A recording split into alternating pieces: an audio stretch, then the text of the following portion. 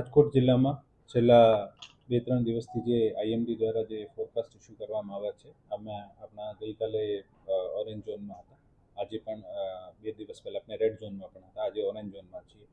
હું જિલ્લાના તમામ નાગરિકોને વિનંતી કરું છું કે જેટલા પણ જલાશય છે આનાથી દૂરી બનાવી રાખે અને જેટલા પણ ડેમના ગેટ છે, ડેમના નીચાણવાળા વિસ્તાર છે, ત્યાંથી જ્યારે પણ પાણી છોડવામાં આવે ત્યાં અને ડેમની નજીક જવું નહીં.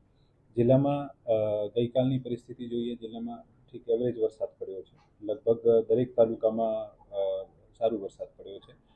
રાજકોટ તાલુકામાં 60 mm જેવો વરસાદ પડ્યો છે. આપણે જિલ્લામાં અત્યાર સુધીમાં 464 mm જેવો વરસાદ થઈ ગયો છે. એવરેજ 550 થી 600 mmના વચ્ચે થાય છે.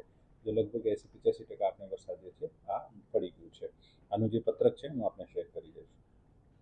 ડેમની પરિસ્થિતિ જોઈએ તો આજે આપણા જિલ્લામાં મોજ ડેમ જે છે 100% ભરાઈ ગયું છે. આજી 1 જે છે આ 88.7% ભરાઈ ગયું છે. આજી 3 જે છે આ 96% ભરાઈ ગયું છે.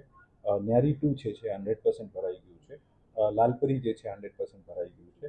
અને ભાદર 2 જે મોટો ડેમ છે આ 74-75% ભરાઈ ગયું છે. આમ જિલ્લામાં ટોટલ ડેમ્સ જે છે આપણા 27 ડેમ છે, આમાં ટોટલ 67% ભરાઈ ગયા છે. આપણા જે મુખ્ય રૂપે જે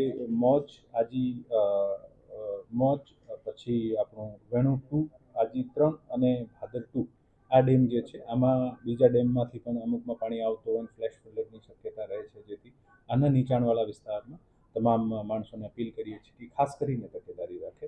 અને આ તમામ જે ડેમ જે મેં નામ લીધું છે આમાં પાણીનું વહેણ ચાલુ છે અને મોજના પછી આજી 3ના અને ભાદર 2ના જે ગેટ છે આ ખોલવામાં આવી ગયા છે.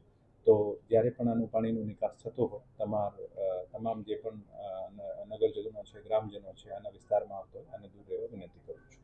આનું જે પત્રક છે આપને હું સર્ક્યુલેટ કરું છું. સર, એક મુદ્દો હતો